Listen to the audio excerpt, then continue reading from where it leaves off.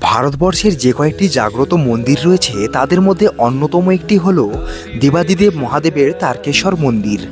মনে করা হয় এই মন্দিরে যদি কোনো ভক্ত মানত করে বাবা ভোলানাথের কাছে পুজো করে তাহলে তার মনস্কামনা নিশ্চিত রূপে পূরণ হয়। তাই তো দূর দূরান্ত থেকে এই মন্দিরে ভক্তের আনাগোনা লেগেই থাকে। বিশেষ করে এই শ্রাবণ মাসের প্রত্যেক সোমবার দিন লক্ষাধিক ভক্তের উপস্থিতি লক্ষ্য করা যায় এই তারকেশ্বর মন্দিরে। প্রত্যেক বছর শ্রাবণ মাসে মন্দিরের গর্ভগৃহ ভক্তদের জন্য বন্ধ থাকে। এই সময় এই মন্দিরে আগত লক্ষাধিক ভক্তের দল গর্ভগৃহের বাইরে থাকা চোঙের মাধ্যমে বাবার মাথায় গঙ্গাজল অর্পণ করেন।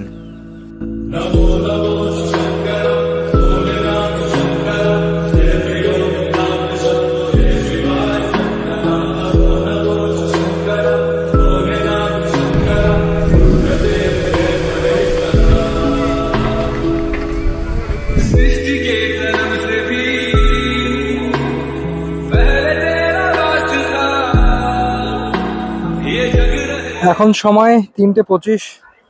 So good afternoon everyone, welcome back to new episode. আজকে ব্লগটা শুরু করছি শেরাফুলি জাংশন থেকে। এর আগে ব্লগে তোমাদের আমি দেখিয়েছিলাম শেরাফুলি নিমাইতীর্থ ঘাটে শ্রাবণ মাসের প্রথম সপ্তাহে যে জলযাত্রী আসছে, কেমন কি ভিড় রয়েছে এবং কেমন কি শ্রাবণী মেলা বসেছে, মানে দোকানপাট বসেছে, সবকিছু কিন্তু আগের ব্লগে আমি তোমাদের দেখিয়েছি। আর এই ব্লগে তোমাদের আমি দেখাবো শেরাফুলি থেকে কিভাবে আমি তারকেশ্বর যাচ্ছি এবং তারকেশ্বর মন্দিরে এই আজকে মানে শ্রাবণ মাসের প্রথম সপ্তাহে কেমন কি ভিড় রয়েছে সেটাই এই ব্লগে আমি তোমাদের দেখাবো। আশা করি আজকে ব্লগটা তোমাদের ভালো লাগবে। ব্লগে থেকো শেষ অবধি।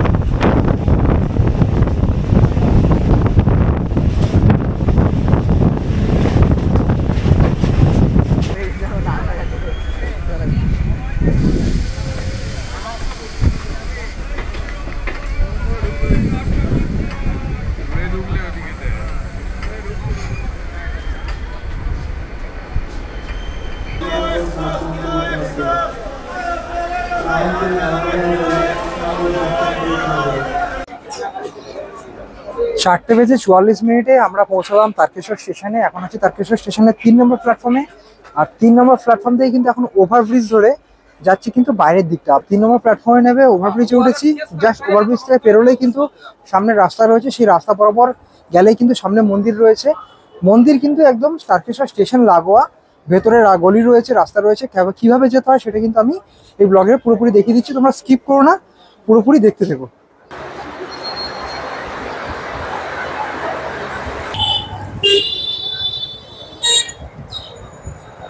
তারকেশ্বর স্টেশন থেকে বেরোলে দেখতে পাবে তো এত বড় প্ল্যাটফর্ম, সামনে রয়েছে টিকিট কাউন্টার, তার অপোজিট সাইড দিয়ে চলে গেছে একটা রাস্তা। এই রাস্তা বরাবরই কিন্তু এখন আমাদের যেতে হবে হেঁটে। তো স্টেশন থেকে বেরিয়ে জাস্ট সিটে চলে এসেছিলাম আমরা। সিটে আসার পর এই যে রাস্তাটা পড়বে, দুদিকে রাস্তা ডিভাইড হয়ে গেছে, আমরা কিন্তু ডান দিক থেকে যাব। ডান দিকের রাস্তায় ঢুকলেই কিছুটা যাওয়ার পর তোমরা দেখতে পাবে রাজা রাও ভারমাল্য তোরণ দেখতে পাবে, মানে এখানে রাজবাড়ির যে এন্ট্রেন্স বা যে প্রবেশ গেট সেটা তোমরা এখান থেকে দেখতে পাবে। শেরাফুলি স্টেশন থেকে তারকেশ্বর আসতে যা সময় লেগেছে, তাছাড়া কিন্তু তারকেশ্বর স্টেশনে নেবে মন্দির অবধি হেঁটে এসেছি, একদম কাছেই মন্দির, ওয়াকিং ডিস্টেন্স। তোমাদের কিন্তু কোনো টোটো অটো কিছু করতে হবে না, জাস্ট হেঁটেই চলে আসতে পারবে। জাস্ট ওই তোরণটা ক্রস করে সিধে আসবে, আসার পরে কিন্তু দেখতে পাবে লাইন দিয়ে প্রচুর দোকান রয়েছে। এখানে শিবলিঙ্গ থেকে শুরু করে নানান ধরনের পুজোর যে সামগ্রী সবকিছুই দোকান রয়েছে এখানে আশেপাশে। যেমন ভাবে সারিবদ্ধভাবে দোকানগুলো রয়েছে ঠিক সেই গলিটা দিয়ে কিন্তু যেতে হবে। দেখতেই পাচ্ছ যে গলিটা গেছে, গলির কিন্তু দুপাশেই প্রচুর পরিমাণ দোকান রয়েছে।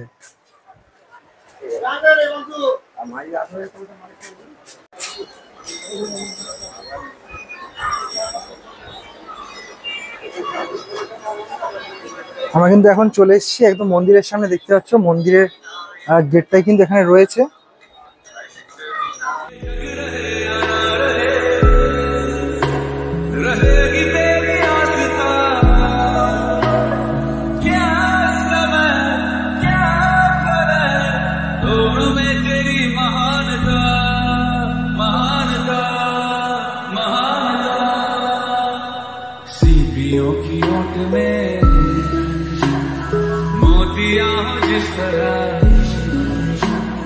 मेरे मन में शंकर तू बसा है उस तरह मुझे भरम था जो है मेरा था कभी नहीं যে মন্দিরের ভেতরেও কিন্তু তোমরা এখানে ডালির দোকান পেয়ে যাবে। যে কেমন কি দাম রয়েছে দাদা এগুলো? এগুলো 31 টাকা, আচ্ছা এগুলো 51 টাকা, প্যারা সন্দেশ দিয়ে 101 টাকা। আর এই জলগুলো? জলগুলো 20 টাকা আছে, 30 টাকা মালা ফালা দিয়ে আছে, বড় নিলে 50 টাকা আছে। আচ্ছা আচ্ছা, নানান রকম দামের প্রসাদ আছে। আপনি যারা আসবে তারা প্রসাদ কিনবে। এখন শ্রাবণ মাস, বাবার গর্ভগৃহে ঢোকা বন্ধ আছে। পয়লা শ্রাবণ থেকে দোসরা ভাদ্র মানে পূর্ণিমা থেকে, শ্রাবণের পূর্ণিমা পড়ছে, এই পূর্ণিমা থেকে একদম রাখি পূর্ণিমা পর্যন্ত মন্দির পুরো টোটাল বন্ধ থাকে। বাইরে থেকে জল ঢালা হয়, ভক্তরা চোঙার মাধ্যম দিয়ে বাবাকে দর্শন পায় এবং জল চড়াতে পারে। আচ্ছা, তোমার দোকানের স্টল নাম্বারটা কত? আমার স্টল নাম্বার হচ্ছে 22। আচ্ছা, কামনার্থে শুভ ধামে শুভ পূজা সংকল্প নাম হচ্ছে সংকল্পকে পূর্ণ করে अर्थ क्या निरर्थ क्या जो भी है सभी तेरा तेरे सामने है झुका मेरे सर पे हाथ रख तेरा। আমরা কিন্তু পুরো মন্দিরটা একবার প্রদক্ষিণ করলাম। মানে মন্দিরে এসে যদি মন্দির প্রদক্ষিণ না করো তাহলে কিন্তু মন্দিরে আসাটাই কিন্তু বৃথা। চলো আমরা আবার সামনের দিক থেকে ঘুরে ঢুকবো। মন্দিরের ঠিক পেছনে রয়েছে একটা ত্রিশূল, যে ত্রিশূলে কিন্তু এখানে আগত দর্শনার্থী বা ভক্তরা এখানে এসে তা নিজেদের মানসিক জানিয়ে যান ঢিল বাঁধার মাধ্যমে। দেখতে পাচ্ছ প্রচুর পরিমাণে কিন্তু এখানে ঢিল বাঁধা রয়েছে। আর এখানে ঠাকুমা ঢিল বিক্রি করছেন। ক টাকা করে নাও ঠাকুমা এগুলো? 20 টাকা নিই, 10 টাকা বাবাকে দেওয়া হয়, রসিদ আছে। আচ্ছা, আর 10 টাকা আমি পাই। আচ্ছা, মানে যে 20 টাকাটা নেন 20 টাকার মধ্যে 10 টাকা দিতে হয় মন্দিরে? বাবাকে দিতে হয়। বাবাকে দিতে হয়। আচ্ছা আচ্ছা আচ্ছা আচ্ছা আচ্ছা, মনস্কামনা পূরণ হলে তখন আমায় বেশি দিলে আচ্ছা। তখন আর ভাগ নেবে না, বাবাকে 10 টাকাই দিতে হবে। আচ্ছা, পাই আমরা বাবার কাছে, মনস্কামনা ভক্তদের পূরণ হয়, পাই। তো ঢিল নিয়ে টেনশন নেই। এখানে কিন্তু তোমরা দেখতে পাচ্ছ ঠাকুমা এখানে নিয়ে বসেই আছেন। 20 টাকা করে নেবে। এখানে কিন্তু তোমরা মন্দির দেখতে এলে দর্শন করার সাথে সাথে এখানে এসে নিজেদের মনস্কামনা জানিয়ে যেতে পারো। যারা দর্শনার্থীরা যারা আসে তারা তো ভোগ কি পায় এখানে, বা ভোগ পাওয়ার না, কি উপায় রয়েছে এখানে? ভোগের জন্য স্লিপ কাটতে হবে। আচ্ছা, কোথায় সেটা? ঠাকুর মশাইয়ের সঙ্গে যোগাযোগ করতে হবে। গদি আছে, গদিতে বলতে হবে। আচ্ছা, বললে সেই ভোগ ওরা কুপন দেবে, দিয়ে ভোগ প্রসাদ দেবে। আচ্ছা, এখানে কুপন মূল্য ক টাকা? এগুলি যেমন 1 টাকা থেকে শুরু। আচ্ছা, 1 টাকা থেকে তুমি এবার যত দেবে সেরকম ভোগ দেবে। আর বাবা রাধা গোবিন্দর মন্দির আছে রাজবাড়িতে, ওখানে 40 টাকা করে টিকিট, বসে খাওয়ায়। 2 রকম তরকারি, পায়েস, চাটনি, ডাল, ভালোভাবে পেট ভরে খাওয়ায়। মন্দিরের ভোগই খাওয়ায় ওখানে? হ্যাঁ, ওখানের ভোগ ওটা, রাধা গোবিন্দর ভোগ। ভাত, ভাত, ডাল, পায়েস, চাটনি, 2 রকম তরকারি। আচ্ছা, যে কুপনটা যে কাটতে হয় এটা কখন কাটতে হয়? ওটা গদিতে এসে, বাবার গদিতে এসে 9টা থেকে কুপনটা দেয়। 9টাতে কটা অবধি দেয়? 9টা থেকে তোমার 10টা অবধি। এবার 10টার পরে আবার রাজবাড়িতেও দেবে কুপন। আচ্ছা, ভোগটা কখন খাওয়ানো হয়? ওই 1টার সময়, 12টাই গেল। এবার বাবাকে ভোগ টোগ দেখিয়ে দিল, দিয়ে এবার সবাইকে বসিয়ে দেয়, বসিয়ে খাওয়ায়। প্রায় কত মানুষ ভোগ খায় একটু? হ্যাঁ, অনেক। তাও ধরে রাখো ডেলি তো 80, 100, 150 এরকম লোক খায়। তারপরে আমরা গরিব মানুষ আছি 15 জন, আমাদেরকে বিনামূল্যে আমাদের খেতে দেয়, বা মহন্ত মহারাজ আমাদেরকে দিয়েছেন যে একবেলা ওরা প্রসাদ পাবে। আচ্ছা, এখানে ভোগ প্রসাদে কি কি থাকে একটু বলবেন? ওই তো 2 রকম তরকারি, একটা ডাল থাকবে, পায়েস থাকবে, চাটনি থাকবে, এটাই বাবার ভোগ। খুব সুন্দর খাওয়া। আমিও ছোটবেলা থেকে বড় হয়ে গেলুম এখানে। তারকেশ্বরে বাবার মন্দিরের ঠিক পেছনেই রয়েছে ছোট ছোট অনেকগুলি শিব মন্দির। এখন এটা বন্ধ রয়েছে, বিকালের দিকে খুলে দেওয়া হবে। তো এগুলো তো 6টার দিকে খুলে দেওয়া হবে, তখন তো দর্শন করবেই। সাথে তোমরা এখানে দর্শন করতে পারো মা কালীর। দেখতে পাচ্ছ এখানে মা কালীরও মন্দির রয়েছে। চলো তোমাদের দর্শন করে নিয়ে আসি। এখানে মা কালীর একটা কোষ্ঠী পাথরের মূর্তি রয়েছে।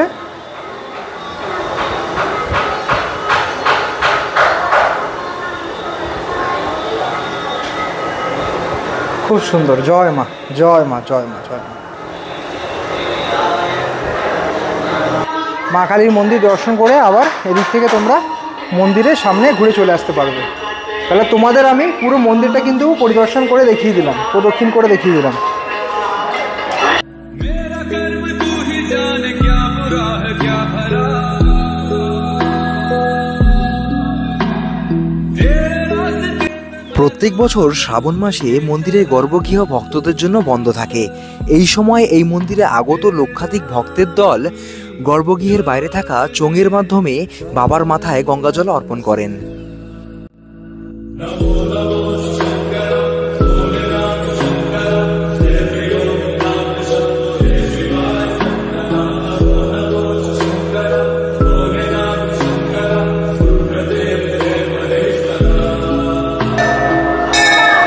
सृष्टि के जन्म से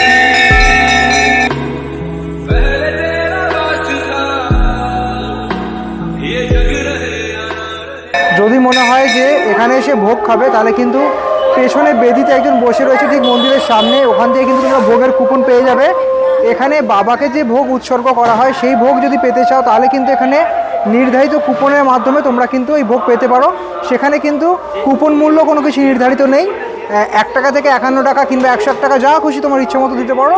সেখানে তোমরা বাবাকে উৎসর্গ করা যে ভোগ প্রসাদ সেই প্রসাদ কিন্তু তোমরা পেতে পারো। আর যদি অন্নভোগ খেতে হয়, এই মন্দিরেরই তৈরি অন্নভোগ যদি খেতে হয় তাহলে কিন্তু এখানে রাধা গোবিন্দের মন্দির আছে, সেখান থেকে তোমরা কুপন কেটে নিতে পারো। 50 টাকা করে নেয় কুপন মূল্য। সকালবেলা 9টা থেকে 11টার মধ্যে এসে তোমরা কুপনটা কেটে নিলে তোমরা এখানে ভোগ প্রসাদ পেয়ে যাবে।